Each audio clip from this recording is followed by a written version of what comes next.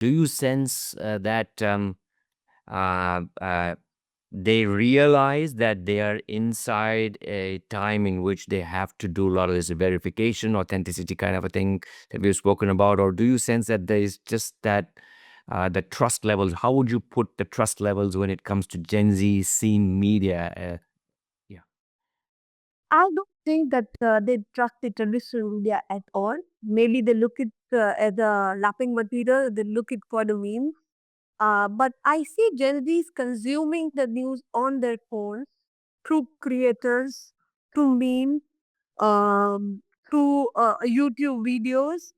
And whether it is good or bad, that's secondary. But what it can lead to is very important because there are all forms of creators on social media. The ones who would, go with factual reports, the one who would go for secondary reports, and the one who would just want to bring their own propaganda to the table. So, what are these Gen Zs choosing is very important. Because in today's times, when you have AI, when you can create things faster, when you can share your thoughts quicker, the only thing left to us as humans and also as Gen Z is our sense of choosing. It's our taste, which cannot be borrowed sometimes. You have to look at good material, you have to read good things, you have to meet interesting people to form their opinion. And yeah, you cannot just put it in the box where and say that yes, Jay Z is very right in consuming the news through the new age platforms, or they are wrong.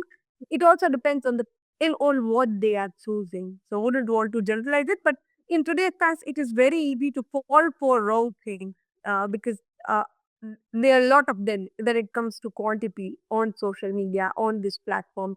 And I think that news reaches Gen Z. Gen Zs are not actively looking for news. That's what I see. Because in other countries, I have seen surveys that people are consuming the news through TikTok or through other just social media platforms, and not even going through news websites or news channel, even if they would just want to look at news on social media. So these are changes, and I think we will see the long term impacts on when we Gen Z grow up. I think in a few years we'll see how the news has impacted them and their opinions and their life choices.